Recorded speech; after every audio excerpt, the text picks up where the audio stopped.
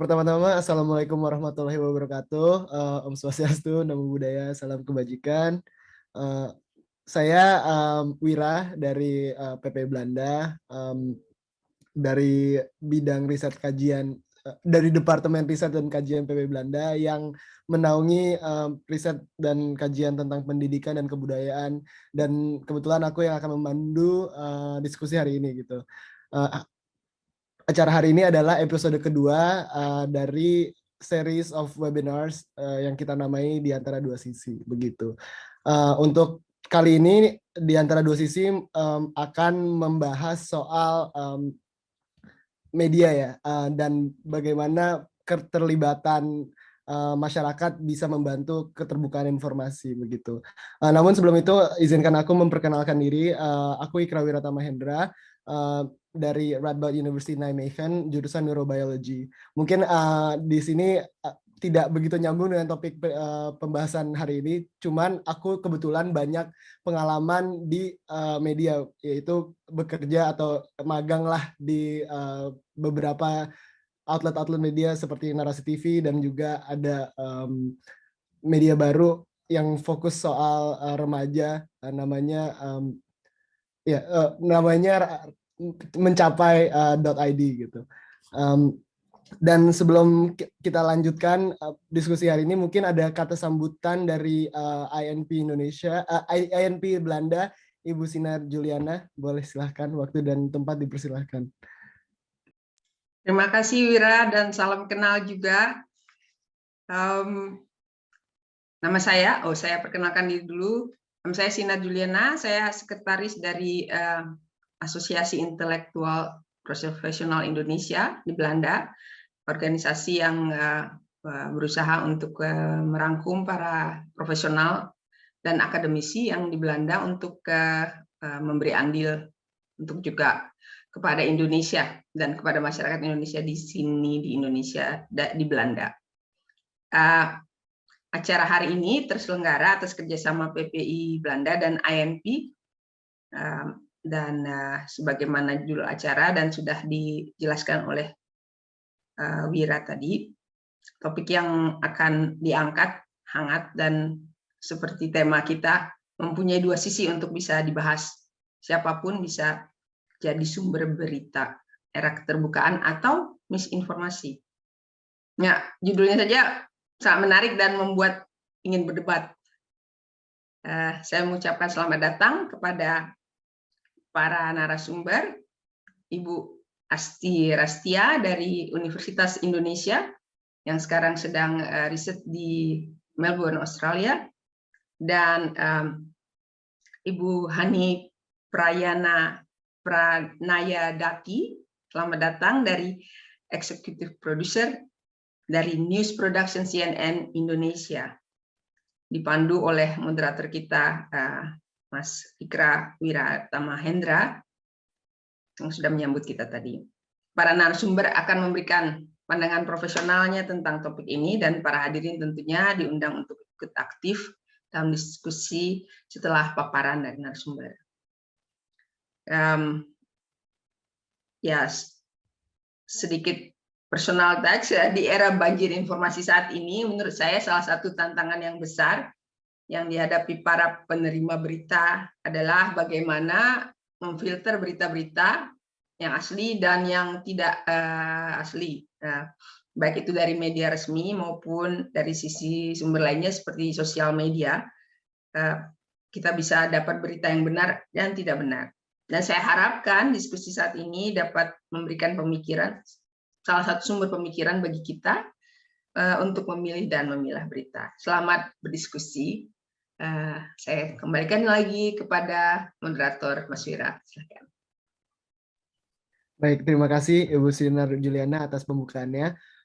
Mungkin sebelumnya aku akan introduce speaker kita lebih lanjut pada siang hari ini di Belanda dan juga malam atau sore di Indonesia. Kita pertama ada Mbak Asti Rastia. Beliau adalah dosen Universitas Indonesia yang saat ini sedang mengambil PhD di Deakin University, Australia. Yang kedua ada Mbak Hani Pranayadati. Beliau adalah Executive Producer Production CNN Indonesia.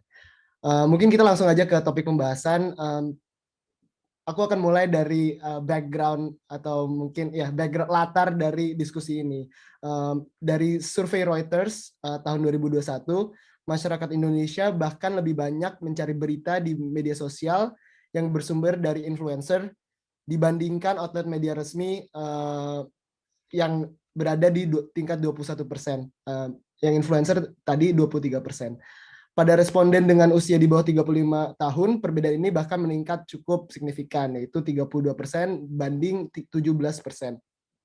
Kondisi ini sangat berbeda dibandingkan responden negara lain yang masih mencari berita dari outlet media resmi ketimbang influencer seperti Belanda yang tingkatnya adalah 9% dibanding 23%, atau Amerika Serikat yang berada di tingkat 8% dibanding 26%. Survei yang sama juga menunjukkan tingkat kepercayaan masyarakat Indonesia terhadap berita di sosial media yang cukup tinggi, yaitu 31%, dibandingkan di Belanda 20% dan Singapura 18%. Mewakili pandangan dari outlet media resmi, mungkin aku langsung nanya ke Mbak Hani kali ya. Apa pendapat Mbak Hani tentang hal ini dengan fakta-fakta yang tadi aku paparkan? Bagaimana channel berita resmi atau ya yang berbadan hukum lah mungkin melihat pergeseran konsumsi masyarakat gitu. Mungkin bisa dimulai Mbak. Oke, makasih Wira waktunya. Kalau dari kami dari apa namanya orang-orang yang bekerja di media tradisional ya mainstream media sekarang itu apa yang telah Wira sebutkan tadi itu merupakan tantangan yang cukup besar. Jadi ada beberapa hal yang harus kita lakukan. Satu, apabila itu terjadi misinformasi atau disinformasi, salah satu tugas kita sebagai media mainstream adalah meluruskan berita itu karena banyak hal yang bisa terjadi apabila ada beberapa kemungkinan yang bisa terjadi apabila hal itu dibiarkan begitu saja dan berkembang di dalam masyarakat. Kita sudah pernah melihat contohnya bagaimana perpecahan di dalam masyarakat kita bisa terjadi itu kalau saya amati sudah dimulai sejak adanya pemilihan presiden 2014, kemudian disusul Pilkada DKI 2017 kalau nggak salah ya, kemudian terakhir pemilihan presiden 2019 terjadi polarisasi akibat beberapa juga disokong oleh adanya misinformasi. Selain itu, tantangan berikutnya adalah selain kita harus meluruskan berita yang beredar, memang kemudian sumber-sumber informasi yang lain yang tersedia adalah bukan hanya sumber-sumber informasi resmi. Artinya masyarakat juga harus kita ajari untuk bagaimana selain kita media harus meluruskan berita yang tidak benar, juga kita media juga harus mengedukasi masyarakat bagaimana untuk memilih dan memilah informasi dan kemudian tidak menyebarkannya begitu saja tanpa mengecek kebenarannya, karena itu biasanya yang sering terjadi kan, pingin paling cepat kemudian kita langsung ke share gitu aja terutama ini yang kalau di Indonesia banyak terjadi di WhatsApp ya. Yang ketiga, kita juga memanfaatkan apa yang diunggah oleh masyarakat di media sosial juga sebagai sumber informasi kita. Jadi kita memanfaatkan itu tentunya dengan menambahnya dengan verifikasi. Jadi bahkan itu termasuk berguna karena apabila misalnya terjadi hal-hal yang besar seperti bencana alam atau kecelakaan atau apa gitu ya, atau nanti mungkin ini yang akan terjadi adalah mudik.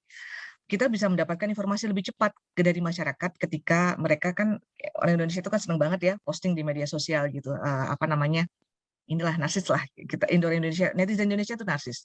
Jadi posting terus suka menjadi yang pertama nge-share dan hal-hal seperti itu. Jadi kita memanfaatkan itu dengan mengambil materi-materi dari media sosial, kemudian tentunya kita harus verifikasi, tidak bisa begitu saja dengan mengunggah. Kalau misalnya di institusi saya, kita punya namanya RACI dan legal. Jadi ketika kita mendapatkan informasi dari media sosial, kemudian kita mau pakai nih, kemudian kita akan milahkannya ke bagian RACI atau legal untuk diverifikasi apakah akunnya itu benar apa tidak, apakah akunnya bisa dipercaya apa tidak, ini akun bagaimana dengan kontennya, kemudian apakah konten itu benar terjadi. Selain itu, bukan cuma itu, kita juga meminta kepada tim-tim di lapangan, tim organik di lapangan atau kontributor untuk mengecek kebenaran berita tersebut. Jadi misalnya kalau dari RACI dan Liga tentunya akan dicek ya, ini apakah benar kejadiannya di tempat itu dan lain sebagainya, itu akan dicek. Apakah itu benar kejadian saat ini, apakah itu kejadian lampau atau bukan, itu akan dicek. Sementara oleh tim organik lain yang tim peliputan seperti biasa, itu kita akan meminta untuk mengecek kepada pihak-pihak yang berwenang tentunya ya, kayak polisi atau ya kalau misalnya bencana kita ke BNPB, BPBD dan lain sebagainya. Kemudian yang keempat, selain kita juga kita juga mengupload atau meng-share berita-berita kita di media sosial, dan perkembangan yang saat ini terjadi adalah media mainstream, media tradisional itu atau konvensional dituntut untuk bisa mengemasnya sedemikian rupa sehingga menarik pengguna media sosial untuk mengunggahnya atau untuk menontonnya atau hal-hal semacam itu, sehingga views kita semakin banyak, juga penonton kita semakin banyak. Tapi paling enggak itu yang kita coba untuk lakukan agar masyarakat tidak begitu saja terjebak dengan dengan misinformasi dan begitu banyaknya informasi yang beredar di media sosial. Karena dari hasil riset, saya lupa biar sosial atau apa gitu, ada hasil riset yang menunjukkan bahwa di Indonesia, mayoritas orang Indonesia itu ketika pertama kali mencari di media online, yang dicari adalah memang informasi. Masalah kedua adalah apakah benar informasi itu atau tidak, itu masalah kedua. Hal-hal itulah yang harus kita kita perhatikan, dan poin kedua tadi tentang edukasi kepada masyarakat juga tentunya bukan cuma kita media ya, tapi kita semua orang Indonesia dari segala macam disiplin ilmu tentunya juga perlu memberikan perhatian terhadap hal itu, karena seperti kita ketahui literasi di Indonesia kan masih belum begitu tinggi, tapi kita sudah diserbu dengan keterbukaan informasi digital yang susah untuk mengontrolnya, susah untuk kalau anak-anak buka belum tentu ada orang tuanya, belum yang di pedesaan dan lain sebagainya, belum isu pornografi dan hal-hal lain. Jadi itu kira-kira yang bisa saya sampaikan terkait dengan bagaimana media mainstream menerima atau merespons terhadap fenomena ini. Baik, terima kasih Mbak Hani atas tanggapannya. Mungkin aku tadi ada beberapa poin dari paparan Mbak Hani yang cukup menarik ya. Tadi juga sempat menyebutkan adanya polarisasi yang diciptakan oleh media-media non konvensional yang mungkin informasinya tidak dapat diverifikasi seperti dan dipertanggungjawabkan seperti yang disiarkan oleh teman-teman dari media konvensional begitu. Namun di sisi lain polarisasi tersebut juga menarik perhatian lebih banyak begitu. Nah, kita recently sering lihat di YouTube atau misalnya di Twitter, bahkan ada politisi, selebriti membuat acara mereka masing-masing as an individual gitu, bukan melalui media konvensional. Dan karena mereka tidak mempunyai, bukan tanggung jawab, mungkin obligasi untuk memverifikasi data sebanyak teman-teman media konvensional, akhirnya mereka membuat guncangan atau ketertarikan yang lebih tinggi gitu dibanding berita-berita yang disiarkan oleh media konvensional gitu. Mungkin dari Mbak Hani melihat ini sebagai apa gitu? Apakah sebagai kompetisi atau mungkin just a leeway to spread information dan nanti akan di follow up dari teman-teman media konvensional gitu? Mungkin boleh dijawab, Mbak. Oke, melihat fenomena itu, iya memang benar. Jadi kayak misalnya yang baru ini terjadi ya, Pak Luhut misalnya lebih memilih untuk tampil di Deddy Corbuzier daripada memverifikasi big datanya di media konvensional. Ya itu media konvensional saya lihat bisa melihatnya sebagai responsnya sebagai tiga hal juga. Jadi satu kompetisi, yang kedua juga ya kita harus memberikan effort yang lebih untuk memverifikasi dan mendapatkan narasumber itu juga. Yang ketiga juga challenge bagi kita bagaimana kita menghadapi hal itu. Jadi kalau terkait kompetisi ya sudahlah ya, maksudnya memang berbeda media konvensional sekarang dan media media sosial atau new media itu memang tentunya ya semacam apa namanya ya, bisa dibilang nantinya mungkin semua kanal media mainstream harus ada di media sosial atau new media pada akhirnya. Tapi yang jelas kita harus mendapatkan apa namanya, verifikasi dari narasumber tersebut. Jadi itu tantangan juga buat media konvensional untuk bisa mencari dan mendapatkan verifikasi dari narasumber tersebut. Memang narasumber tersebut saya nggak tahu ya, pertimbangannya saya belum pernah jadi jadi public figure yang sangat terkenal, kemudian kenapa saya memilih itu. Mungkin dia mendapatkan keuntungan karena dengan banyaknya views, itu kan Deddy Corbuzier itu salah satu dari 5 YouTuber dengan subscriber tertinggi di Indonesia, selain ada pokoknya itu naik turun lah, antara ada Ria Ricis, ada Raffi Ahmad dan Nagita, ada Baim, ada Atta, itu mereka termasuk di antara 10 besar lah, termasuk kalau sekarang masuk channel-channel kayak misalnya Jazz Gaming gitu ya, terus channel-channel lainnya. Nah, berarti kita memang harus bagaimana caranya? Ya harus media konvensional ini harus berusaha mendapatkan verifikasi dari narasumber tersebut, meskipun seperti yang tadi sudah disebutkan, narasumber tersebut mungkin memilih new media tersebut karena tentunya tidak akan sekritis media konvensional, karena kalau media konvensional pasti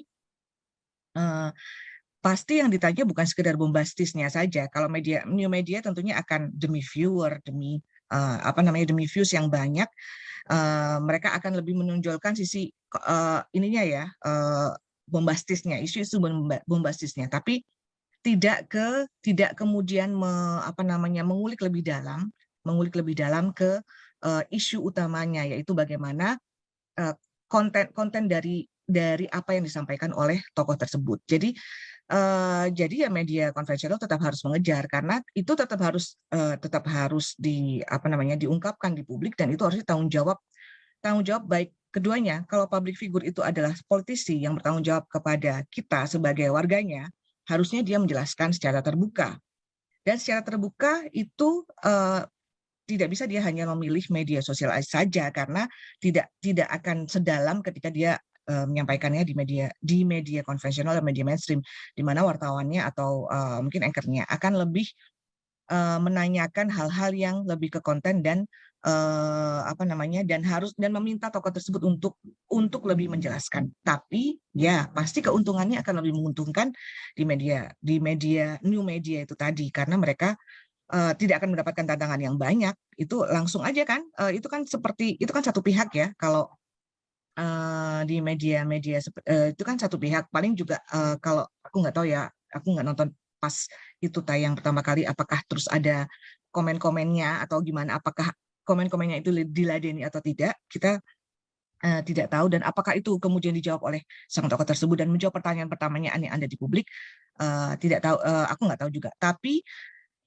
itu tadi, bahwa pejabat publik ya harus bertanggung jawab pada publik, dan saluran publik yang harusnya bertanggung jawab dan kredibel ya saat ini adalah media konvensional, entah itu baik media konvensional by channel konvensional maupun media konvensional yang kemudian menyiarkannya juga dengan melalui new media. Jadi ya kompetisi, tapi itu tantangan tersendiri juga, dan kita tetap harus memberikan kritik dan masukan ke pejabat publik. Kita sudah menunjuk tanda petik ya, kita nggak menunjuk langsung, tapi presiden kan kita pilih langsung, mereka dipilih presiden yang kita pilih langsung. Jadi mereka harus mempertanggungjawabkan apapun yang mereka perbuat, apapun yang kebijakan mereka, apapun yang mereka sebutkan keluar dari mulut mereka dan diucapkan ke publik, kepada publik juga dengan saluran yang tepat tentunya.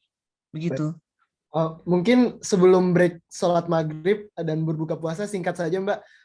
Aku tertarik tadi ada beberapa poin yang Mbak Hani paparkan soal ketertarikan masyarakat Indonesia yang untuk mencari tahu informasi dahulu dan lalu baru melihat apakah informasi tersebut bisa diverifikasi atau tidak gitu. Nah, aku juga lihat mungkin kalau kita lihat di media sphere-nya di US gitu, ada term namanya post-truth society gitu, bahwa teman-teman masyarakat sudah tidak peduli lagi apakah berita tersebut benar atau salah Mereka hanya peduli bahwa ada berita yang mungkin masuk atau mereka sukai, masuk dengan ideologi mereka segala macam begitu. Menurut Mbak Hani, ke depannya mungkin di Indonesia apakah akan seperti ini, dan maka dari itu media konvensional yang perannya adalah verifikasi dan kredibilitas itu no longer bukan tidak lagi penting, tapi tidak lagi diminatkan mungkin oleh konsumennya gitu. Mungkin singkat aja Mbak, tanggapan soal hal tersebut. Terima kasih. Oke, iya memang ya menarik waktu diskusi pertama sama Arya, aku juga sebutkan juga pas pre-interview itu, gimana kalau kadang-kadang orang menerima apa yang ada di media sosial itu sesuai dengan apa yang dia ingin terima. Jadi beberapa ada, aku nggak tahu ini mungkin dari sisi psikologis sudah ada mungkin ya kajiannya mungkin ya, bahwa orang-orang tuh cenderung untuk menerima apa yang sudah dipercaya. Jadi yang sesuai sama nilai-nilainya. Jadi misalnya tapi ya itu bahayanya adalah ketika apa yang mereka percaya kemudian lama-lama dipercaya menjadi sebuah kebenaran. Seperti contohnya ya itu tadi 1 ditambah 3 itu harusnya 4, tapi ketika dibilang 1 tambah 3 adalah 3, kemudian disebutkan 1 tambah 3 sama dengan 3 disebutkan terus menerus, akhirnya itu kemudian menjadi kebenaran kan bahwa 1 tambah 3 itu sama dengan 3, padahal itu salah. Jadi ya tetap kalau kita di media konvensional, apa yang harus kita lakukan adalah ya tetap menggiring itu ya ke benar gitu. Jadi ada beberapa tugas yang ini ya kita harus lakukan di sebagai media kan, kita sebagai kontrol, sebagai pilar keempat dari selain yudikatif, eksekutif dan legislatif, kita harus mengingatkan mereka, tapi juga selain itu kita juga harus mengingatkan masyarakat sendiri, publik juga. Di sisi lain kita pun juga diingatkan dan dikontrol. Jadi tidak begitu saja kita berbuat sesuka hati. Memang di sisi lain ada isu lain, kayak misalnya ada media-media yang berpihak. Ya, memang itu isu lainnya. Tapi secara idealis media seharusnya ya memberikan edukasi bagaimana agar masyarakat itu tidak begitu saja menerima informasi yang tersebar dan langsung menyebarkannya. Jadi kita mendukung apa yang dilakukan pemerintah. Kalau selama ini yang ada itu Kominfo biasanya itu dia punya website, dia punya di websitenya itu ada hoax, kemudian ada penjelasannya hoaxnya di mana, ini berita apa gitu. Kemudian yang sebenarnya itu di mana. Dan begitu pula kayak media-media konvensional kita juga kadang mendapatkan, jadi berita kita itu dibikin hoax juga. Kita harus menjelaskannya lagi bahwa ini nih hoax loh. Tapi jadi masyarakat tuh harus beneran mengecek apa yang beredar. Jadi kita tidak boleh begitu saja membiarkan kemudian apa yang diterima itu informasi-informasi yang diterima tapi salah itu kemudian kita biarkan begitu saja diterima dan ditelan mentah-mentah oleh masyarakat. Karena itu contohnya selain pemilu tuh ada lagi, kalau yang baru-baru ini tuh vaksin misalnya ya, bagaimana kemudian sampai sekarang saya rasa juga saya nggak tahu ya, kalau punya saudara-saudara di Indonesia mungkin bisa dicek, pasti ada yang di sekitar kita yang tidak mau booster dengan segala alasan, kemudian dengan mengumumkan di Mandalika aja nggak perlu booster gitu kan. Sementara kemudian bilang lah Mandalika tuh berapa ratus ribu dibandingkan orang yang akan mudik nanti sekian juta gitu ya, sekian juta. Jadi counter seperti itu, dan bagaimana mengedukasi masyarakat agar scientific base. Jadi kita itu mengedukasi mereka, dan tantangannya lebih berat. Masalahnya orang Indonesia itu literasinya belum begitu tinggi, tapi kalau misalnya Amerika sendiri aja yang tinggal literasinya harusnya lebih tinggi daripada orang Indonesia saja, juga bisa terbelah dan bisa memakan hoax pada saat kampanye Trump waktu itu ya. Itu kan juga lumayan juga di sana, dan sepertinya kalau nggak salah ada korelasinya atau ada studinya antara orang yang pemilih Trump dengan mereka yang anti vaksin, anti masker, itu ada korelasinya. Jadi di Indonesia apakah ada korelasinya pemilih tertentu dengan mereka yang anti booster, anti vaksin pada awalnya dengan segala macam alasan. Nah, itu tadi makanya tetap tugas kami sebagai media konvensional ya harus double kita harus mengedukasi masyarakat yang literasinya belum cukup. Mereka belum biasa membaca buku, biasa apa namanya ya ya biasa ini ya baca buku, kemudian memahami dulu apa yang ada di dalam tulisan, baik itu nanti ditulisan di smartphone maupun di buku atau apapun, kemudian sebelum menyebarkannya. Jadi tantangan kita di negara berkembang ini, ya kita ada juga yang sudah mengkategorikan kita sebagai developed countries ya, tapi ya anggaplah kita masih negara berkembang. Tantangan kita itu double karena kita belum landasan kita terkait literasi belum begitu kuat. Kita sudah diserbu dengan apa namanya informasi yang beredar di dunia maya, begitu. Baik, Mbak. Sorry, aku potong sedikit. Mungkin kita sebelumnya harus break salat maghrib dulu dan berbuka puasa. Setelah break nanti kita akan lanjut mungkin diskusi yang tadi Mbak Hani sampaikan, karena menarik banget bahwa teman konsumen juga ada biasnya yang mereka ingin mengetahui sesuatu dan mereka hanya ingin mendengar hal-hal yang mereka ingin dengar yang sesuai dengan hati mereka segala macam, dan juga tingkat literasi Indonesia yang masih rendah. Maka dari itu peran media konvensional di sini masih sangat tinggi untuk mempersuasi mereka agar masih peduli tentang kebenaran atau kredibilitas dari kebenaran tersebut. Terima kasih. Mungkin kita break dulu 15 menit, nanti akan kita panggil kembali. Selamat berbuka semuanya. Terima kasih. Mungkin kita lanjutkan. Sudah kembali, oke. Buka puasanya lancar Mbak Hani di Indonesia? Alhamdulillah lancar. Oke. Mungkin kita sambil menunggu teman-teman yang balik dulu. Oke. Sudah ada di sini semuanya. Mungkin ya tadi mungkin langsung menyambung pembicaraan yang tadi ya, soal tingkat literasi masyarakat Indonesia yang masih rendah dan juga banyaknya informasi yang beredar di media scope kita atau media sphere kita. Aku mau membawa pembahasan ini ke citizen journalism-nya gitu, ke sisi citizen journalism-nya. Mungkin kita banyak tahu sekarang di media sosial banyak sumber berita bukan lagi dari reporter media konvensional, tapi dari masyarakat langsung yang mereport di media sosial begitu. Mungkin kalau dari media konvensional, karena Mbak Hani juga praktisi yang mungkin sudah cukup berpengalaman, bisa dijelaskan Mbak bagaimana proses dan kriteria untuk menentukan konten apa yang langsung datang dari masyarakat yang dapat diberitakan gitu. Mungkin juga bisa sedikit menyenggol soal pers atau kode etik jurnalisme, maaf begitu. Boleh Mbak Hani langsung.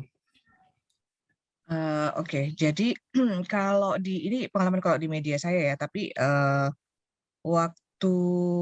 beberapa waktu yang lalu, 2 tahun yang lalu saya juga sudah pernah mengadakan apa namanya untuk tugas magang saya.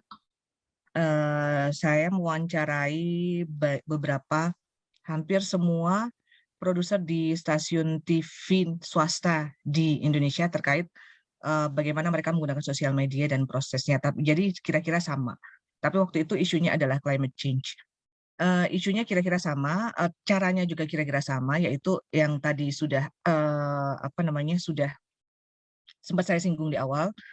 Jadi kita kalau di kita jadi biasanya ada yang bisa kita minta kalau misalnya tidak ada isu yang gede seperti bencana ya, kalau regular aja.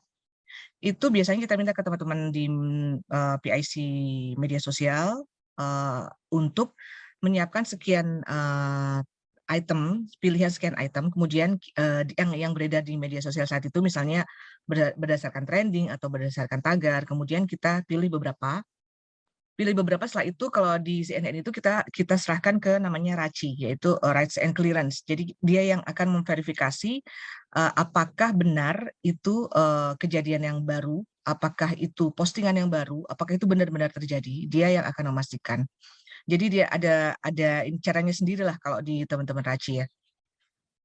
Kemudian dikirimkan ke kita dan boleh kita olah sebagai tayangan yang naik. Tapi itu tidak bisa begitu saja naik kalau di CNN ya, tidak bisa begitu saja naik. Jadi biasanya kita ada lagi namanya filter lainnya namanya RAW. Jadi RAW itu akan melihat naskah kita, kemudian akan melihat apakah ini sudah cover both sides, apakah ini sudah kira-kira informasi ini sudah benar atau tidak.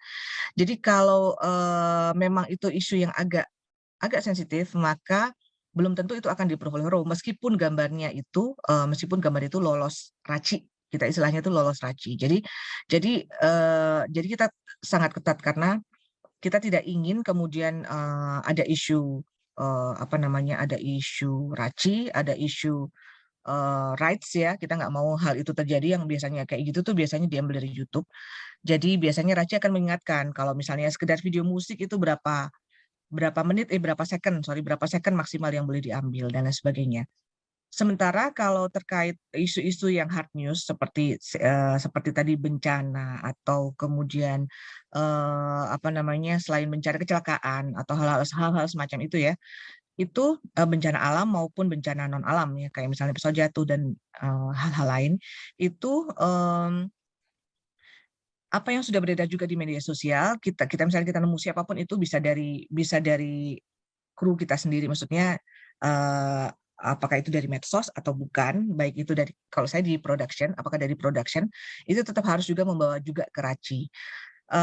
Tapi kita juga tetap harus melengkapi juga dengan, dan harus ada, bukan sebagai pelengkap, malah justru yang media sosial ini yang jadi pelengkap.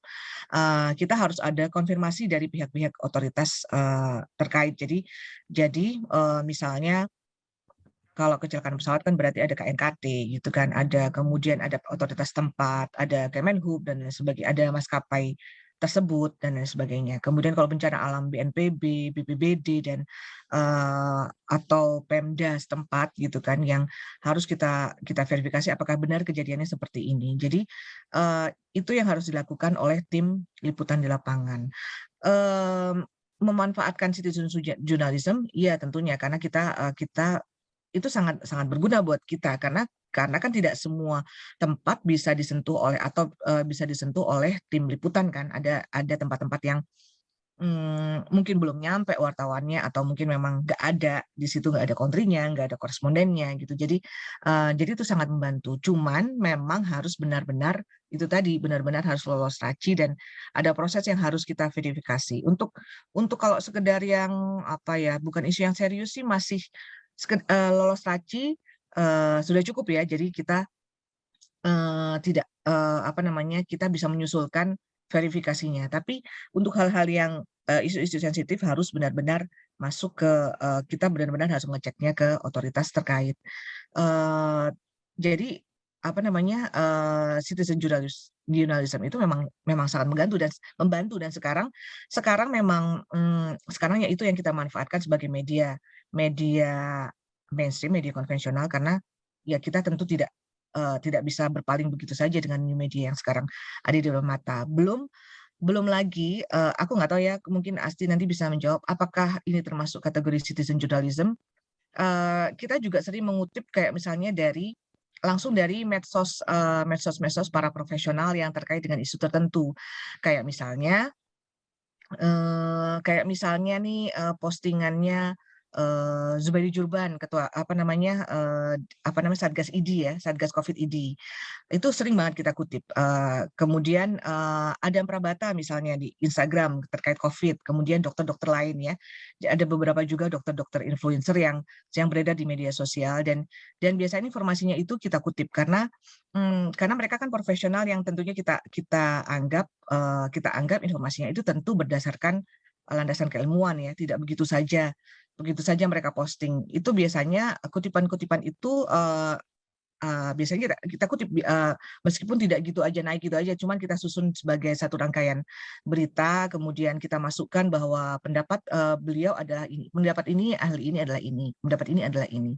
Jadi juga institusi-institusi yang juga rajin bermedia sosial, kayak misalnya biasanya tuh Kemenhub, BNPB, BMKG kalau ada gempa itu juga itu informasi yang paling cepat kita ambil. Selain websitenya, karena kadang-kadang kayak misalnya terjadi gempa itu tidak begitu saja kita bisa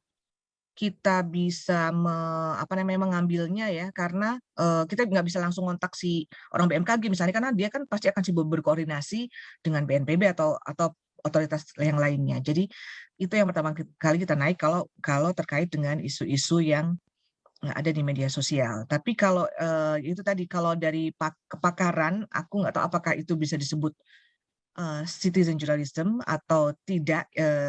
Aku nggak tahu jawabannya. Mungkin Asti yang nanti tahu jawabannya. Itu sih, Wira. Baik, terima kasih Mbak Hani atas tanggapannya. Mungkin sekarang aku akan loncat ke Mbak Asti gitu, mengenai masih topik yang sama tentang citizen journalism segala macam. Mungkin kalau dari teman-teman media konvensional pasti ada standard of conduct kali ya. Mereka diajarkan kode etik jurnalisme dan perundang-undangannya, dan juga ya mungkin lebih banyak di kode etik jurnalisme, how to do journalism the right way. Sementara masyarakat awam atau masyarakat luas tentu tidak semuanya memiliki bahkan wawasan atau bahkan awareness soal adanya kode etik jurnalisme seperti ini. Menurut Mbak Asti, apa sih pengaruh banyaknya report atau berita yang langsung muncul dari grassroots, langsung muncul dari masyarakat ke media sosial, sosial media yang informasinya dikonsumsi oleh khalayak umum gitu. Apa efeknya, dan mungkin ada tanggapan lebih tentang itu. Boleh Mbak Asti. Oke, terima kasih. Sebelumnya jurnalisme warga itu kan sebenarnya bisa dilakukan secara mandiri ya. Maksudnya si jurnalisme warga itu membuat konten berita lalu menyebarkannya sendiri. Tapi ada juga jurnalisme warga yang bisa dilakukan secara kolaborasi, bersinergi dengan profesional jurnalis atau media mainstream. Nah, kalau saya sendiri, penelitian saya sebenarnya lebih fokus ke yang kedua ini, yang sinergi. Kenapa? Karena pertama, mungkin karena concern saya adalah di desentralisasi dan demokratisasi informasi, terutama konteksnya untuk televisi, karena saya dulu juga mantan jurnalis televisi, di mana televisi Indonesia itu sangat sering dikritik karena sangat Jakarta-sentrik. Nah, dengan citizen journalism ini bisa membuat konten berita yang ditayangkan di televisi itu lebih beragam, karena mereka mendapatkan berita dari berbagai daerah. Terus, tapi kemudian dari studi literatur yang saya lakukan, juga kemudian dari temuan saya, penelitian saya, hal yang juga sangat menarik dan menurut saya penting terkait dengan disinformasi, hoax, dan sebagainya ini adalah bagaimana sinergi antara citizen jurnalis dengan mainstream media ini mengurangi, meminimalisir hoax tadi. Jadi gini, warga ini kan sebenarnya citizen journalist ini sendiri beragam ya, meskipun secara definisi memang ada yang mendefinisikan jurnalisme warga ini dilakukan oleh ordinary people atau average people. Tapi ada juga yang mengatakan sebagai non-profesional. Saya sendiri sebenarnya mendefinisikan ordinary people itu kan harus dibedah lagi ya, karena average people atau ordinary people ini juga ada orang-orang yang benar-benar nggak ngerti apa-apa, nggak tahu apa-apa soal jurnalisme, tapi ada orang-orang yang bisa karena kuliah misalnya, dia ngambil kuliahnya di jurusan atau program studi jurnalisme, atau mantan-mantan jurnalis seperti saya gitu kan. Saya pernah jadi jurnalis kurang lebih selama 10 tahun, saya tahu ilmunya, kode etiknya, keterampilannya. Tapi saya sudah bukan menjadi seorang jurnalis dalam artian saya tidak bekerja lagi di media. Tapi ketika saya membuat sebuah konten, karena saya punya pengetahuan itu, tentu mengikuti etika itu. Nah, itu juga yang terjadi pada saat penelitian saya di kasus NetCJ. Mungkin teman-teman pernah dengar NetCJ. Dulu ada di stasiun TV Net, dia ada program NetCJ, Net Citizen Journalist.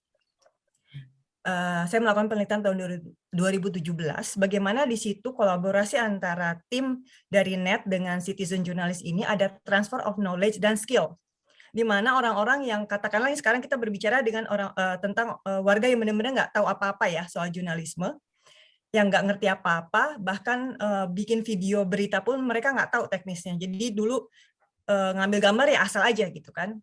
Kemudian setelah bergabung jadi citizen jurnalis, di situ mereka ada proses belajar.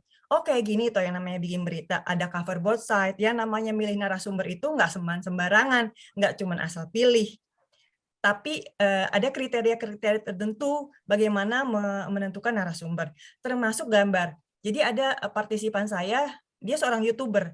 Dia mengatakan bagaimana bedanya dia sebagai seorang YouTuber dulu sebelum menjadi seorang citizen jurnalis, lalu kemudian menjadi seorang citizen jurnalis, dan sekarang dia terus mengembangkan channel YouTube-nya. Itu ada perbedaan. Misalnya dia bilang soal gambar. Kalau dulu misalnya dia kalau dapat momen atau apa ya asal ngambil gambar, dan pernah ada gambar dia yang akhirnya sama YouTube di apa istilahnya ya, di take down ya. Nah, dia tuh nggak ngerti kenapa gambar saya nggak boleh gitu kan.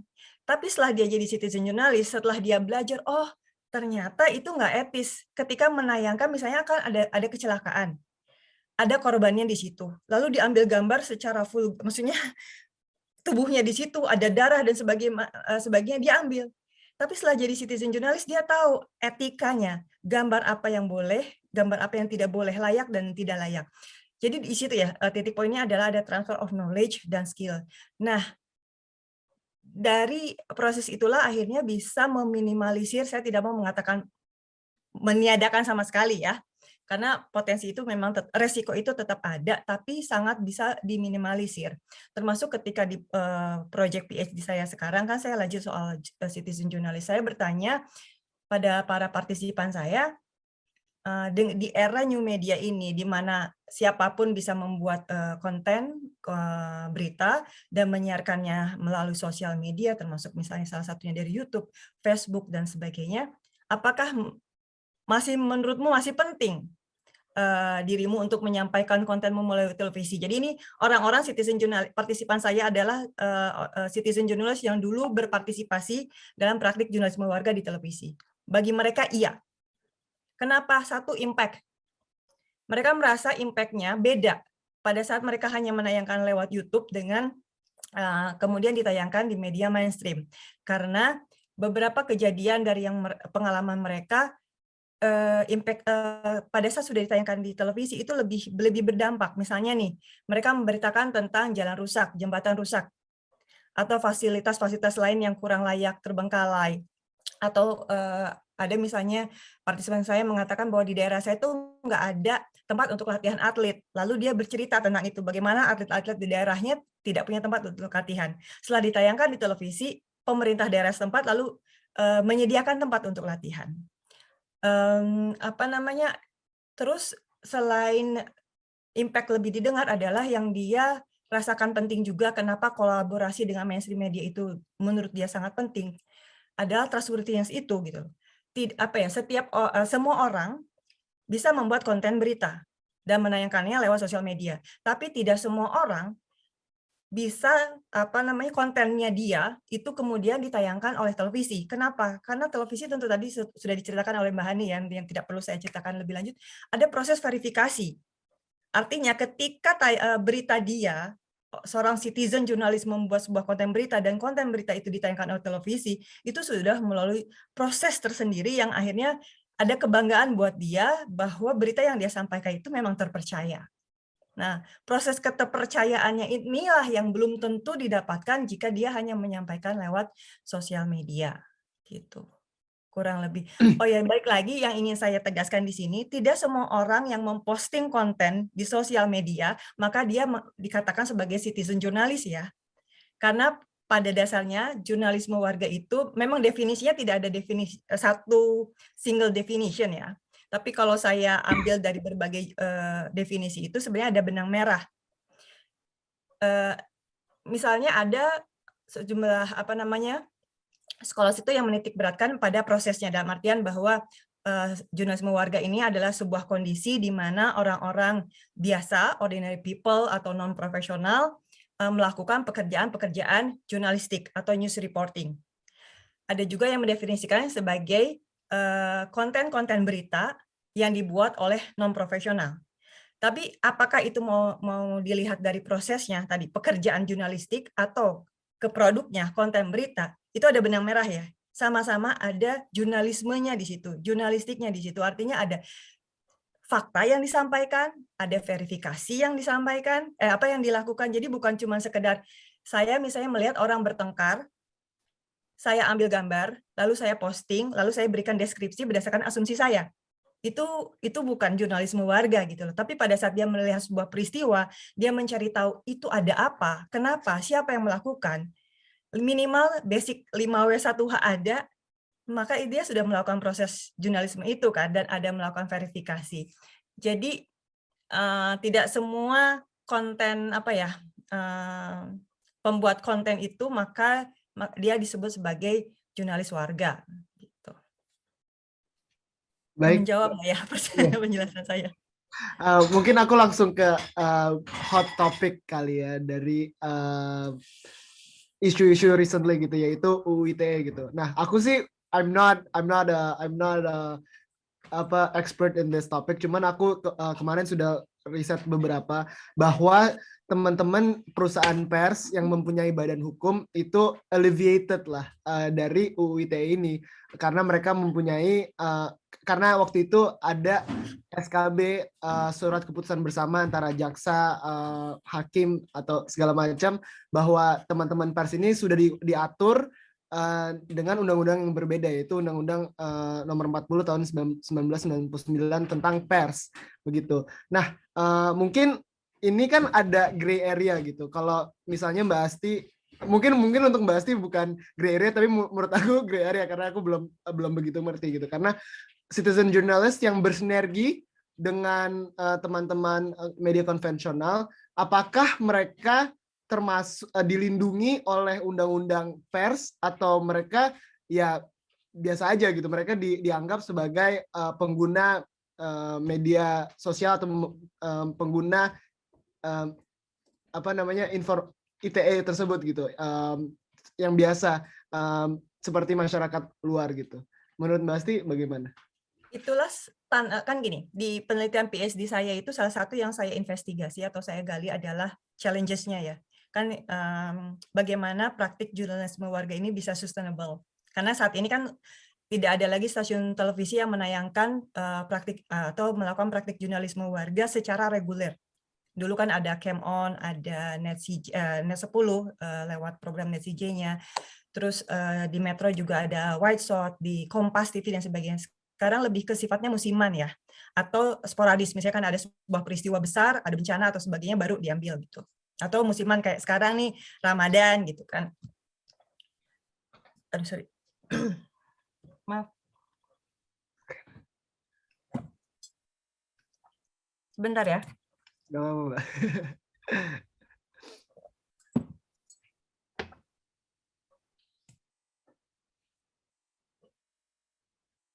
Gitu ya. Sorry, maaf. Tadi bisa diulang pertanyaan terakhir, mau aku langsung blank. Iya, aku mungkin aku recap sedikit aja ya. Iya, artinya teman-teman yang media konvensional yang merupakan perusahaan pers memiliki badan hukum itu alleviated. Oke, itu. Ya, sorry tadi aku. Ya, jadi baik yang saya ambil data yang saya ambil dari jurnalis warga maupun dari para jurnalis, kan saya mewawancari kedua belah pihak nih, baik para jurnalis warga maupun para profesional jurnalis yang dulu terlibat dalam mengelola jurnalis warga. Nah, salah satu tantangan yang mereka hadapi adalah soal ini, legalitas. Si jurnalis warga ini kan, maksud saya kalau jurnalis melakukan saat melakukan tugasnya sebagai jurnalis itu ada payung hukumnya ya, ada pelindungan hukumnya. Bahkan ketika misalnya berita dia ada tuntutan, misalnya ada pihak narasumber atau ada pihak-pihak tertentu yang merasa dirugikan oleh berita itu, ada mekanisme tertentu lewat Dewan Pers, bahkan yang bertanggung jawab itu tidak hanya si jurnalis yang membuatnya, tapi institusi ya Mbak Hani ya. Bahkan dulu misalnya yang maju tuh adalah Pemretnya gitu loh. Jadi jelas prosedurnya, jelas payung hukumnya, jelas perlindungan hukumnya. Nah, jurnalis warga inilah yang belum jelas di Indonesia. Payung hukumnya, status legalitasnya dia itu yang memang akhirnya ada membuat hesitate ya, kesungkanan, keraguan-raguan, baik itu dari sisi jurnalis maupun si profesional jurnalis. Karena profesional jurnalis juga karena belum jelas ini statusnya apa, payung hukumnya gimana. Misalnya nih, dia mau nge-request liputan ke suatu tempat gitu ya, karena ada bencana alam. Kalau ada apa-apa sama si jurnalis warga ini dalam saat proses liputan, siapa yang bertanggung jawab? Itu kan yang membuat bingung juga si media ya. Karena maksudnya gini, kalau kontributor misalnya, itu kan ada setidaknya ada kontraknya, ada kertas hitam di atas putihnya. Bahkan ada bisa jadi ada asuransi yang ditanggung oleh media televisi. Jadi kalau ada apa-apa, jelas tuh kalau kontributor itu siapa yang bertanggung jawab gitu kan, atas keselamatannya dia in case misalnya dia celaka atau misalnya oleh narasumbernya misalnya dia ditampar, dipukul, itu kan bisa jadi terjadi, atau dia karena di bencana alam dia malah terseret banjir misalnya. Nah, si jurnalis warga ini siapa yang mau bertanggung jawab, itu juga yang membuat para profesional jurnalis ini sulit untuk melangkah lebih untuk terus mengembangkan jurnalisme warga ini ya. Begitupun dari sisi jurnalis warganya, dia pun jadinya milih-milih liputan. Bukannya dia tidak mau, bukannya dia tidak bisa sebenarnya dalam artian secara skill ya. Tapi ada batasan-batasannya yang membuat, nah kalau saya misal liputan ke sana, nanti kalau misalnya ada apa-apa dengan saya gimana?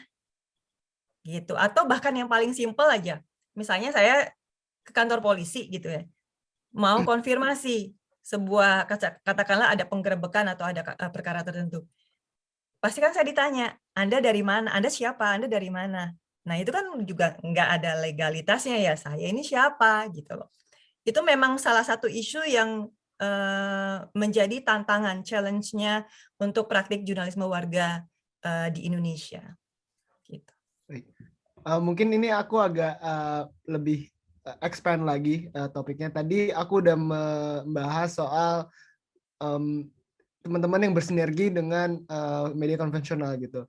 Mungkin untuk citizen journalist yang langsung menghadirkan berita, karena definisinya tidak pasti kan tadi, dan belum ada payung hukumnya juga, tapi teman-teman yang melakukan proses jurnalistik dan langsung posting melalui media sosial, kita tahu banyak sekali contoh kasus, mungkin di luar juga, bahwa peran media sosial atau perusahaan aplikasi media sosial itu tidak bertanggung jawab atas konten yang ada di dalamnya, karena mereka bukan penyebar, mereka memposisikan diri sebagai platform, bukan outstream gitu.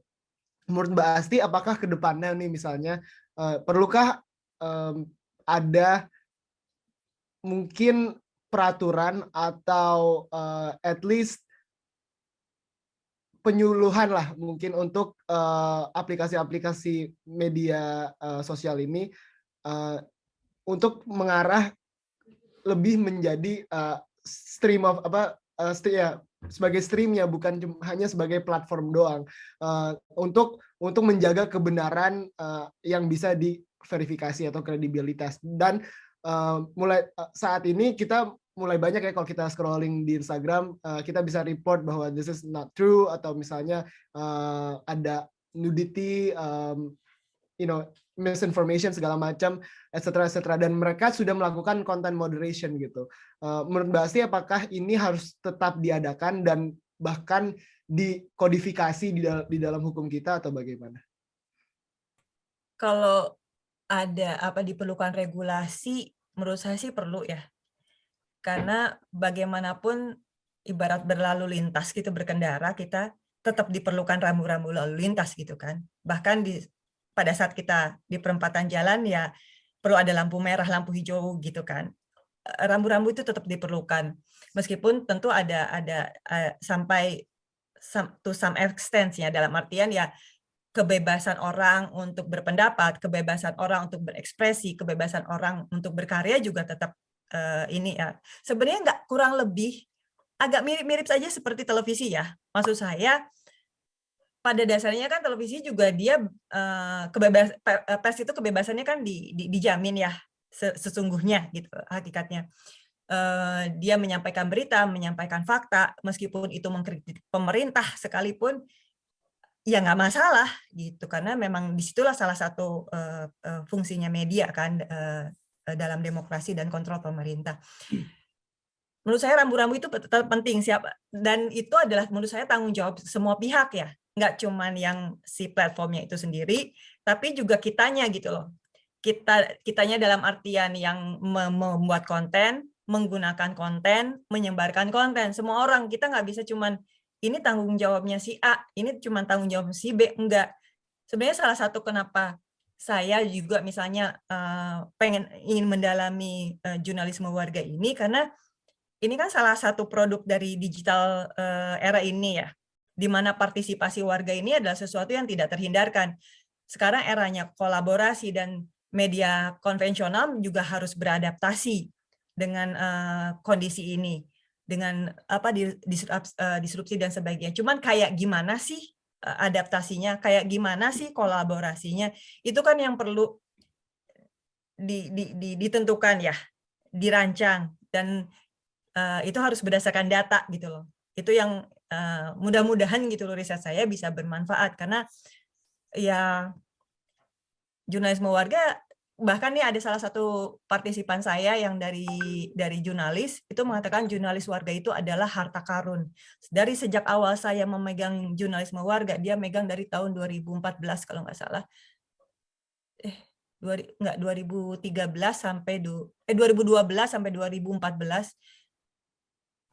Dia menemukan bagaimana jurnalis warga ini adalah harta karun. Apalagi untuk di era digital ini ya, gitu. Cuman gini, bagaimana profesional jurnalis menempatkan jurnalis warga itu sendiri beda-beda. Mungkin Mbak Hani juga bisa bercerita soal ini. Itu sangat tergantung bagaimana perspektif mereka, cara pandang mereka terhadap jurnalis warga. Dan mereka tahu bahwa sebagai media mainstream, sebagai jurnalis konvensional jurnalis di media konvensional, mereka harus beradaptasi. Tapi tidak semua jurnal yang saya temukan ya dari penelitian saya ini, tidak semua jurnalis profesional ini tahu bagaimana caranya untuk beradaptasi, termasuk bagaimana menempatkan dan berkolaborasi dengan para jurnalis warga ini. Gitu. Baik. Mungkin aku akan meminta tanggapannya Mbak Hani setelah ini. Terima kasih Mbak Asti atas jawabannya. Tadi sudah disebutkan oleh Mbak Asti bahwa citizen journalist ada yang berpendapat bahwa ini adalah harta karun gitu. Mungkin dari pihak media konvensional, bagaimana teman-teman media konvensional melihat harta karun ini gitu. Dan bisakah media konvensional menjadi perlindung quote unquote untuk teman-teman citizen journalist ini karena mereka dijamin kebebasannya gitu. Mungkin ada tanggapan lebih lanjut Mbak Hari. Oke, iya, makasih Asti. Aku jadi tahu beberapa hal dari dari penelitiannya Asti ya. Terkait tadi perlindungan ya, kalau menurutku, aku nggak tahu ya apakah secara hukum apakah seperti itu, tapi kalau menurutku konten yang sudah masuk ke media konvensional, artinya dia sudah melalui proses verifikasi dan lain sebagainya, baik itu kolaborasi dengan media citizen journalism, citizen journalist maksudnya, itu seharusnya itu termasuk dalam perlindungan pers. Jadi kalau itu sudah masuk ke dalam, udah tayang atau udah diterbitkan oleh media konvensional, berarti kalau ada sengketa atau perkara itu masuknya ke dewan pers harusnya ya kalau menurutku, karena itu berarti produk pers. Kalau memang concern tentang concern dari ASI ketika siapa yang melindungi dan sebagainya, iya memang itu bisa menjadi concern tersendiri. Di sisi lain sepakat juga sama ASI tentang bagaimana memperkaya media, terutama TV ya. TV itu kan kita itu kenapa ASI juga pasti udah tahu jawabannya, kenapa khususnya televisi itu terkesan Jakarta sentris, karena kita sayangnya kita itu masih dimonopoli tanda petik oleh hasil share ratingnya AC Nielsen. Jadi hanya AC Nielsen yang dipakai dan itu hanya sekian kota-kota besar di Indonesia dengan apa namanya proporsi yang paling besar itu di Jakarta. Tapi nanti ketika kita sudah digital, ini kan akhir April ini beberapa kota sudah mulai full digital ya. Jadi sekalian ingetin kalau yang punya saudara yang mau mudik Lebaran, ingetin mulai sekarang ada tempat-tempat kota-kota yang sudah harus mulai ganti ke digital. Jangan sampai nanti mudik nggak bisa nonton TV kan, sudah nggak pakai antena lagi, nggak FTA lagi. Jadi ketika nanti digitalisasi itu tiba, diharapkan habit itu berubah karena kemudian kita tidak cuma berpatokan pada kota-kota besar saja. Tapi memang masih ada satu lagi, jadi ini sebagai background aja. Ada satu lagi namanya angka IPTV itu untuk ada di TV apa namanya? TV kabel ya. Itu seperti share rating tapi di TV kabel. AC Nielsen sendiri juga sudah terjun untuk melihat bagaimana kondisi di pay TV atau TV kabel karena menjelang digitalisasi ini. Nah, apa namanya kita harapkan dengan itu maka kita tidak lagi terpaku sama Jakarta sentris atau kota-kota besar sentris dan ya Indonesia kan harusnya semuanya ya. Setuju sama Asti. Bahkan kendala-kendala yang ada di media konvensional itu ketika terkait dengan pemberitaan di daerah itu tidak semuanya bisa tercover. Kemudian belum apa namanya tidak semua kualitas tidak semua kontributor yang ada di daerah itu berkualitas sama, ada yang tidak sama, ada mungkin yang juga punya kepentingan yang lain gitu ya yang belum tentu terstandar. Memang sepakat bahwa keberadaan citizen journalism itu akan memperkaya materi-materi yang ada di di media mainstream. Cuman memang tantangannya adalah artinya media mainstream itu harus kalau aku tadinya sama dengan Asi di Trans TV kemudian di CNN itu belum pernah sih pakai yang itu ya citizen journalism yang kemudian satu program sendiri khusus enggak. Paling kalau misalnya kayak ada bencana kemudian ada warga setempat yang bisa melaporkan gitu, ada gambarnya gitu, kemudian kita angkat ketika breaking news gitu, itu iya tapi occasionally bukan di satu program tertentu. Itu pun setelah kita verifikasi dulu gambarnya dan bahwa ada yang menjamin bahwa orang ini benar-benar warga setempat gitu. Jadi citizen journalism apabila berkolaborasi tentunya akan lebih yang topik penelitiannya Asti itu akan lebih menjamin bahwa materinya atau standarnya akan sesuai dengan kode etik. Sorry tadi aku lupa jawab yang soal kode etik ya. Itu kemudian dijawab oleh Asti bahwa citizen journalism yang berkolaborasi mereka akan belajar bagaimana memenuhi kode etik dan bagaimana mereka menjawab 5W1H minimal, kemudian mereka harus menyediakan kalau buat media kayak khususnya televisi ya yang audiovisual yang ada visualnya itu mereka kemudian tentu pasti akan difilter juga bahwa tidak boleh ada gambar darah misalnya itu kode etik ya, tidak boleh ada gambar darah, kemudian tidak boleh ada adegan yang menodongkan senjata atau menggunakan senjata di depan orang lain gitu, itu nggak boleh. Jadi kalau kita film pun termasuk itu rokok kita ya Hani ya, betul ngerokok tuh hisapnya. ngerokok nggak boleh karena ternyata aku baru tahu ya aku sendiri pun setelah sekian puluh tahun tuh aku baru ngeh ketika kemarin ikutan dari KPI itu mereka bikin P3SPS training P3SPS. Sebenarnya kenapa mereka mengatur itu sebenarnya karena untuk melindungi penonton anak. Jadi jam yang diperhitungkan ada anak yang masih menonton itu jadi aku lupa dari jam berapa ya 5 sampai 10 malam kalau nggak salah. Kemudian kalau pas Ramadan gini naik dari jam 3 sampai malam juga aku lupa. Mungkin ini tetap sama jam 10-an. Nah, kayak misalnya kayak puasa. Kenapa kita kan sering ini ya apain sih kalau puasa ya udah pahala aja lagi, maksudnya ada orang makan terserah. Ternyata maksudnya mereka yang sebenarnya harusnya disosialisasikan mereka mengarah ke penonton anak. Jadi mereka berusaha melindungi anak nih ceritanya mereka tuh tujuannya melindungi anak agar tidak ngiler. Misalnya kalau ada orang makan kan kalau puasa itu kita nggak boleh di TV itu nggak boleh adegan nyuap gitu itu nggak boleh di jam-jam sebelum buka, itu nggak boleh. Jadi kita kalau di kantor tuh sibuk ngeditin, sibuk nggak boleh nih, nggak boleh masuk nih gambar nyuap gitu. Kalau gambar yang ngiler-ngiler kayak di iklan yang SS yang bikin ngiler itu oke lah, tapi kalau yang sampai menyuap itu nggak boleh. Nah, itu sebenarnya biar anak-anak belajar berpuasa untuk yang berpuasa gitu ya.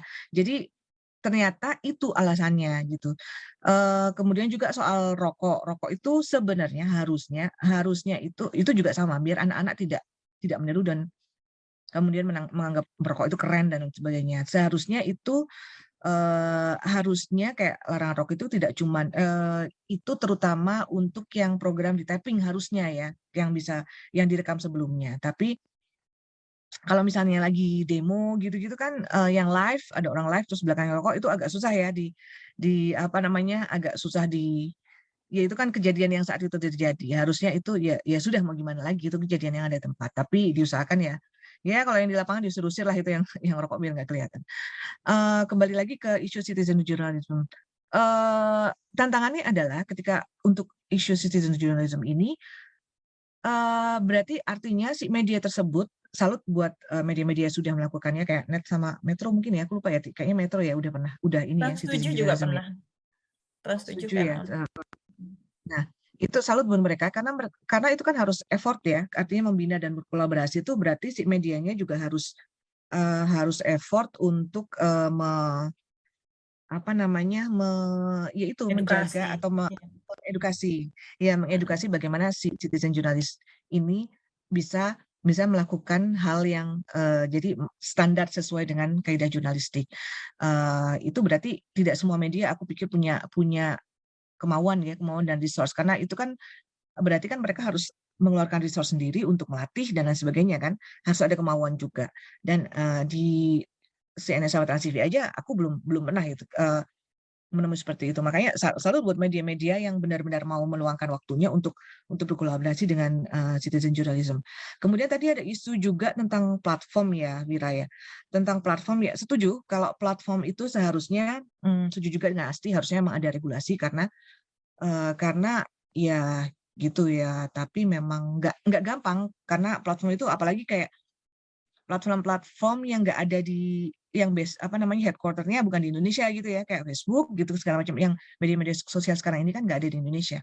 Itu tapi mereka seharusnya tetap bertanggung jawab. Mereka harus bertanggung jawab terhadap apa yang ada di platform mereka, meskipun ya ada dari mereka yang apa namanya ada filter tersendiri lah ya, kalau misalnya ada di report, kalau misalnya ada nudity atau ada violence dan sebagainya. Cuman ada hal juga yang gimana menuntut pertanggungjawabannya ya, kayak misalnya buka YouTube deh, kita misalnya searching tentang apa ya, anti vaksin gitu misalnya ya. Ketika kita play kita kayak on yang apa next-nya itu apa namanya automatic play on gitu kan yang next-nya. Itu akan keluar tuh semua yang anti vaksin misalnya ya. Semua video-video tentang itu. Jadi di situ tuh kayak ketika ada isu radikal makin radikal lagi dengan isi-isi yang makin serem-serem lagi gitu kan. Atau misalnya teroris terus isu teroris atau isu apalah, aku waktu itu tuh pernah penelitianku tentang climate change, kemudian apa namanya gimana anti science-nya climate change itu ya terus keluar tuh semuanya di rekomendasinya itu jadi keluar semua. Itu bagaimana pertanggungjawabannya. Tapi di sisi lain ya memang harus diatur, kayak Amerika kan juga sudah minta pertanggungjawabannya Facebook kan setelah kasusnya Trump kan. Jadi memang ya mereka sudah mereka sudah menjadi bagian publik, mereka juga harus bertanggung jawab kepada publik dan nggak bisa begitu saja lolos. Cuman masalahnya kan ini kan lintas negara ya, di dunia maya itu kan sangat sangat luas. Isu lainnya juga tentang tadi ada UU ITE. UU ITE, aku juga nggak ngerti nih kalau citizen journalism apakah kemudian kalau dijerat UU ITE, apakah bisa juga dijerat UU ITE, karena UU ITE sendiri juga tidak banyak kan ya, ada beberapa pasal yang kontroversi. Aturan tentang beberapa hal yang diatur di situ ya perlu diatur. Memang ada hal-hal yang perlu diatur. Sepakat dengan Asti bahwa ya kebebasan kita itu tidak boleh sampai merugikan orang lain ya, kayak misalnya kemudian menyebarkan berita-berita yang menimbulkan permusuhan dan lain sebagainya. Tapi apakah semuanya harus pidana? Itu pertanyaan berikutnya. Mungkin buat teman-teman di sini kalau ada ahli hukum yang bisa memberikan studi lebih lanjut, kemudian memberikan rekomendasi kepada pemerintah dan sebagainya. Kalau soal tadi platform dan berita-berita yang isu-isu yang hoax dan sebagainya, itu pun pemerintah juga sudah bisa mengontrolnya sedikit demi sedikit lah lewat misalnya Kominfo kemudian merekomendasikan kepada si platform untuk take down gitu kan, untuk diblokir nih item ini gitu ya. Itu beberapa kali terjadi. Mereka akan menghubungi. Cuman terkait UU ITE ini mungkin perlu diskusi antar ahli hukum ya, karena apakah semua pidana atau bisa ada perdata, karena kalau pidana kan sudah memakan banyak korban ya, kayak ada kasusnya Ariel, ada kasusnya Ahmad Dhani, ada dulu Prita Laura, kemudian ada Baik Nuril dan Jering ya, kemarin kan Jering ya, itu kan pasal karet banget terkait dengan UU ITE. Tapi memang tetap harus diatur karena ini sorry agak sedikit bergeser dari citizen journalism ya, karena ya itu tadi ada hal-hal juga yang kita itu kan negara yang enggak monokultur ya, maksudnya kita kan bukan cuma dari satu kultur, bukan cuma dari satu suku, ras atau agama gitu. Kita gampang banget disulut oleh isu-isu yang berkaitan dengan hal-hal seperti itu. Kayak misalnya yang pernah kejadian dan fatal yang baru aja terjadi itu 2019, ada hoax dan isu rasisme yang kemudian dibumbui dan ramai viral di media sosial, itu yang orang Papua yang kabarnya dipukul sampai meninggal, sampai tewas oleh polisi di, aku lupa Surabaya atau mana. Kemudian kejadian itu menimbulkan kerusuhan, bukan cuma kerusuhan berdarah di Wamena dan beberapa kota-kota di Papua. Itu dari apa? Dari informasi yang beredar di media sosial. Jadi dari new media gitu. Jadi memang harus diatur. Jangan sampai hal-hal kayak gitu tuh bisa fatal akibatnya. Itu kan juga karena rasisme, kemudian ada hoax di situ, ada yang bilang katanya ada guru yang ngomong rasis lah atau apa gitu, kemudian 30 hanya dari itu saja nggak bisa sekedar hanya, akhirnya 33 orang meninggal akibat kerusuhan di Papua. Jadi tentang UU ITE makanya kemudian akan menimbulkan pertanyaan mana yang kemudian bisa masuk ke ranah pidana dan mana yang bisa apakah ada mungkin yang bisa masuk ke ranah perdata, karena sampai aku lupa Mahkamah Konstitusi itu sudah beberapa kali sudah diajukan uji ke Mahkamah Konstitusi, uji material, tapi ditolak dengan alasan itu memang yaitu tidak boleh menyebarkan informasi yang menimbulkan kebencian kepada orang lain gitu kan. Itu sih Wira, moga-moga agak menjawab ya beberapa isu yang tadi. Baik. Sorry, aku Terima kasih. boleh Ya. kasih penjelasan dikit, mungkin aku takut penjelasanku yang tadi menimbulkan salah interpretasi. Tadi menyangkut yang kata Mbak Hani, betul bahwa kalau meskipun itu beritanya dibuat oleh jurnalis warga, tapi sudah ditayangkan oleh stasiun televisi, misalnya waktu itu ada oleh NET, oleh Metro, oleh Trans7, maka itu menjadi tanggung jawab stasiun TV yang bersangkutan.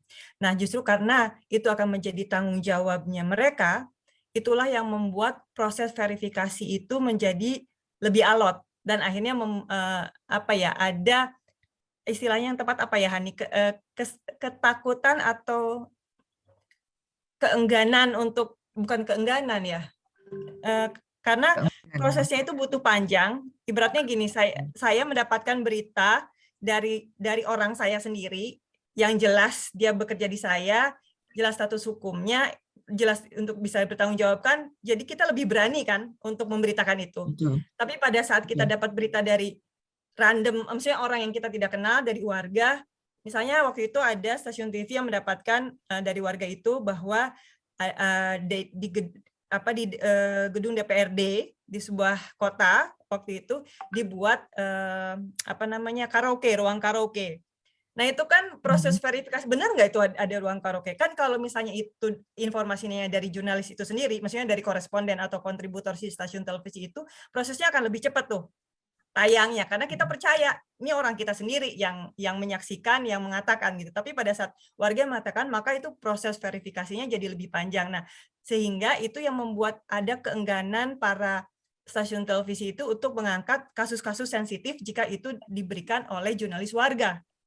Karena prosesnya akan lebih panjang. Itu satu. Terus kedua, ada kondisi-kondisi di mana misalnya udah ditayangkan di stasiun televisi. Waktu itu kalau nggak salah ada kerusakan jalan atau apa gitu di daerahnya.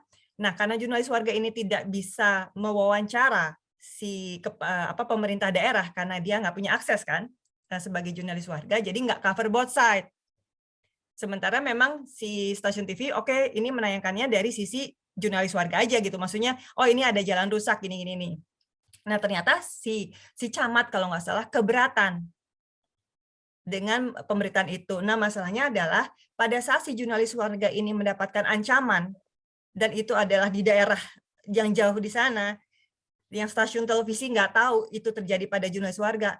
Lalu bagaimana nasib si jurnalis warga ini? Itu juga kan yang menjadi tadi yang saya maksud bahwa perlu ada status hukum, legal, status identitas yang jelas, yang legal, sehingga ada jelas juga pelindungan hukumnya, baik untuk si media yang memberitakan informasi yang dibuat oleh jurnalis warga maupun oleh si jurnalis warga itu sendiri gitu.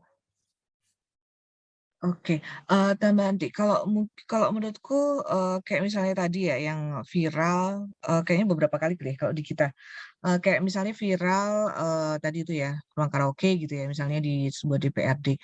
Kalau misalnya itu harusnya bisa di follow up dengan si jurnalis setempat ya, di follow up apakah ini benar terjadi atau enggak. Kalau misalnya di luar si jurnalis warga itu ada pihak lain yang bilang ini benar gitu. Berarti masih bisa dipegang kan? Ini ada bukan cuma satu yang bilang benar ya kan? Ya, maksud saya tinggal prosesnya itu loh Hani, jadi lebih panjang. Gitu maksudnya. Maksudnya kalau kontributor atau koresponden yang bilang kan kita cepat ya, bisa jadi hari itu juga kita tayangin gitu kan. Oke, lo dapetin soundbite-nya ini cepet kan gitu. Tapi pada saat itu dari respon dari jurnalis warga, maka proses verifikasinya itu lebih panjang gitu loh Hani. Itu yang membuat akhirnya butuh effort tadi yang Hani bilang ya, butuh usaha, butuh waktu, butuh tenaga lebih gitu.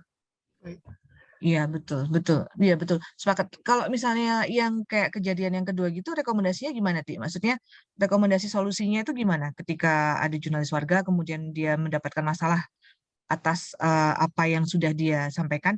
Karena harusnya juga ketika yang kasus kedua, yang kayak misalnya jalan itu ya, seharusnya si media setempat itu juga tidak bisa mengandalkan gitu aja laporan yang dari jurnalis warga, karena kan punya keterbatasan itu tadi ya, berarti dia juga harus melakukan verifikasi juga sih kepada pihak yang satunya. Entah kalau misalnya nggak mau, berarti harus disclaimer bahwa si camat tidak bersedia memberikan keterangan bla bla bla gitu. Nah, kalau rekomendasimu ininya perlindungannya harus seperti apa yang sebaiknya bisa dilakukan apabila media teman-teman yang sudah melakukan itu akhirnya evolve ya. Maksudnya dari awal mereka melibatkan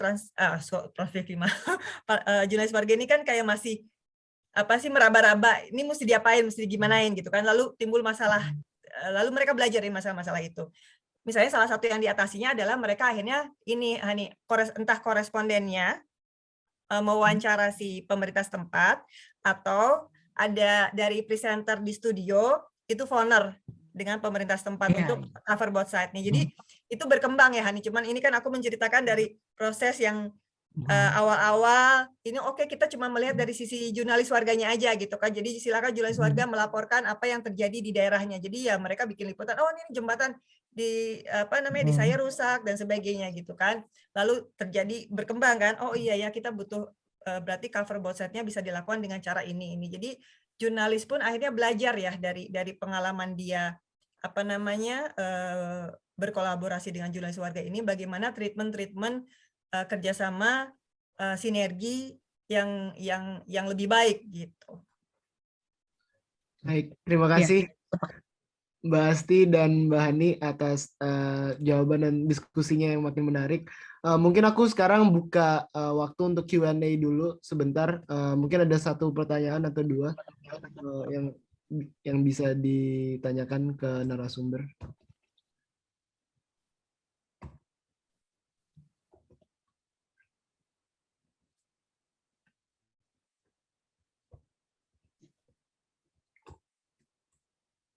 Mungkin bisa raise hand jika ingin bertanya.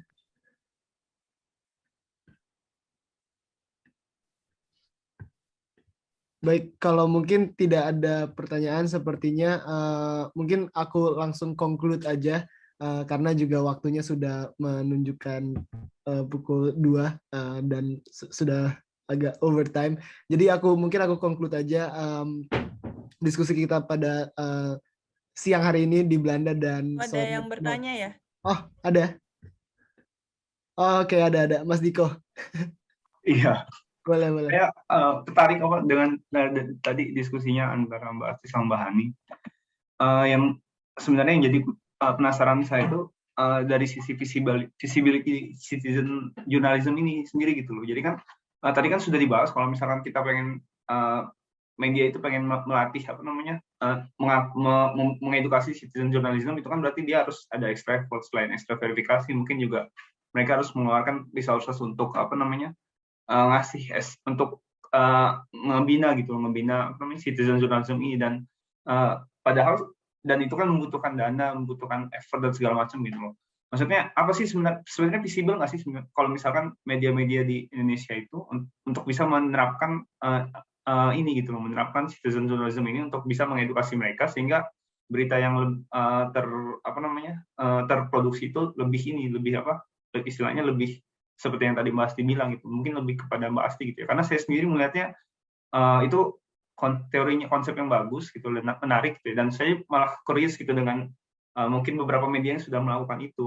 Maksudnya dari sisi resources, baik itu dari sisi pendanaan atau dari sisi ekstra lain-lain gitu. Kenapa mereka harus lebih mengeluarkan itu, dan kenapa juga mereka harus menggunakan citizen journalism padahal mereka pun punya jurnalisme di mana-mana gitu di seluruh Indonesia. Mungkin itu menjadi salah satu yang saya jadi tertarik gitu loh. Apakah benar-benar visible untuk bisa diterapkan atau enggak gitu di Indonesia dari sisi kebijakan. Mungkin itu sih pertanyaan dari saya. Baik, Kalau dari data yang sorry. Gak apa Mbak, langsung dijawab aja maksudnya. Sebenarnya ini salah, makasih. Dengan siapa tadi? Oh, saya Diko, Mbak. Diko, ya ini pertanyaan menarik, dan ini juga memang salah satu isu yang muncul ya di penelitian saya soal operasional inilah terkait pendanaan dan sebagainya, cost ya. Jadi ini pun ada dua suara yang berbeda, dalam artian gini. Meskipun sebagian besar jurnalis yang saya wawancara yang pernah mengelola jurnalisme warga ini mengatakan bahwa menggunakan jurnalis warga ini cost production-nya jauh lebih rendah dibandingkan dengan profesional jurnalis. Kenapa? Ya, karena mereka bisa mendapatkan konten-konten berita dari berbagai daerah yang kalau itu dilakukan oleh jurnalis sendiri, tim katakanlah dari Jakarta dikirim gitu ya, tim, atau misalnya dia menempatkan koresponden di berbagai daerah, karena ada biaya tidak langsung yang biasanya tidak dihitung, gaji, asuransi, dan sebagainya. Kalau dia karyawan tetap, itu kan cost-nya jauh lebih mahal. Atau apalagi kalau mengirim tim dari Jakarta, biaya transportasi, akomodasi, uang saku, dan sebagainya, itu mahal. Tapi tadi juga ada biaya yang biasanya sering luput, dianggap dalam artian bahwa jurnalis itu harus mentrain para jurnalis warga. Itu pun sebenarnya biaya produksi dari sisi stasiun TV-nya. Itu yang juga sering kali luput dari perhitungan, dalam artian karena ada kritik-kritik di mana kalau stasiun TV atau mainstream media menggunakan jurnalis warga ini adalah eksploitasi ketika mereka tidak memberikan kompensasi kepada jurnalis warga ini. Jadi ini masih, saya sendiri belum di titik ini ya, karena saya masih pengumpulan data, belum ke proses interpretasi. Jadi saya belum bisa menyimpulkan dalam satu argumen saya ya setelah melalui interpretasi ini. Tapi dari data-data yang saya kumpulkan sih kayak gitu ya. Maksudnya sebenarnya ini bisa dari sisi biaya produksi bisa jauh lebih hemat sesungguhnya. Tapi juga ada biaya-biaya produksi yang orang seringkali luput tidak menghitung itu. Bahwa untuk mengedukasi jurnalis warga ini itu butuh waktu, butuh proses yang memakan biaya juga. Meskipun kesannya mereka itu tidak memberikan reward yang katakanlah layak kepada jurnalis warga sebagai kompensasi atas konten-konten berita yang dikirimkan oleh jurnalis warga yang kemudian ditayangkan oleh televisi. Gitu. Tapi sebenarnya itu visible sesungguhnya ya. Baik. Kalau boleh Mas, satu nambahin Asti. harus sorry aku malah luput, yang paling pentingnya adalah bisnis plan-nya. Kalau dari para jurnalis yang sudah mengelola jurnalis warga ini harus jelas pada saat kita mau menjalankan jurnalis warga secara reguler di televisi harus dibuat bisnis plan yang jelas. Karena bagaimanapun ya stasiun televisi juga butuh income ya untuk biaya operasional stasiun televisi itu sendiri. Ya, Hani silakan, maaf. Oke, nggak apa-apa, makasih Asti. Ngobrol sama Asti di diskusi ini ada beberapa. Jadi aku punya ini ya, punya beberapa insight juga tentang jurnalis warga. Kalau dari pendapatku sendiri ya, ketika Asti bilang tadi bisa membuat variasi dari berbagai daerah terkait konten, jadi tidak hanya tergantung dari daerah-daerah tertentu yang ada kontributornya atau korespondennya itu sepakat itu sebenarnya visible dan memang akan menambah source berita yang tayang di stasiun televisi. Tapi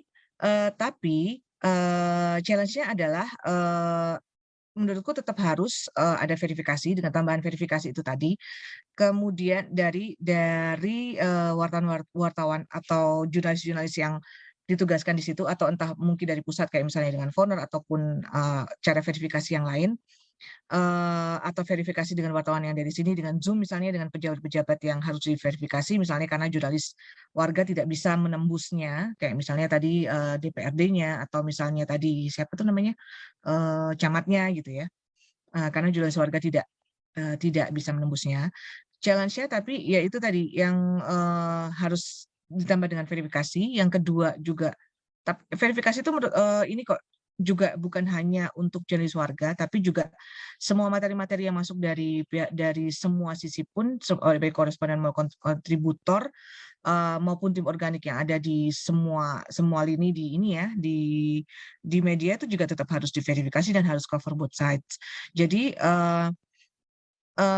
yang kedua juga effort untuk mengedukasi si jurnalis warga itu berarti artinya si media tersebut harus mau setuju dengan cost produksi yang lebih rendah tapi itu tadi jangan sampai terjebak menjadi karena gratis nih kemudian jadi diperas habis-habisan si jurnalis warga ini. Kalau menurutku ya kalau aku nggak tahu ya kalau saya sekarang aku nggak tahu apakah si jurnalis warga itu bisa diminta untuk liputan sesuatu hal yang lain gitu ya. Tapi ya kalau yang selama ini aku tahu jurnalis warga itu ya apa yang memang dia bersedia untuk meliput kemudian mengirimkannya, yaitu yang bisa kita terima. Tapi kalau untuk meminta jurnalis warga itu aku pikir kalau secara profesional seharusnya materi-materi yang kalau diminta berarti harusnya ada kompensasinya semestinya ya, tapi karena dia sudah berusaha untuk sampai ke lokasi itu misalnya,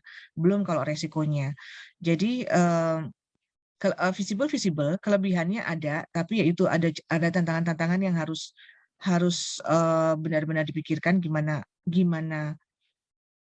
memastikan bahwa apa yang dihasilkan oleh jurnalis warga itu layak tayang, kemudian sesuai dengan kaidah jurnalistik, kemudian juga mencegah bagaimana untuk jangan sampai kita juga mengeksploitasi karena itu tadi karena nggak dibayar ya. Karena sebenarnya pun kalau misalnya gambar yang dikirim itu ada juga ada bisa berbagai macam sih, ada kita bisa dapat gratis, bisa juga yang selain wartawan ya, kalau kontributor kan dibayar per berita.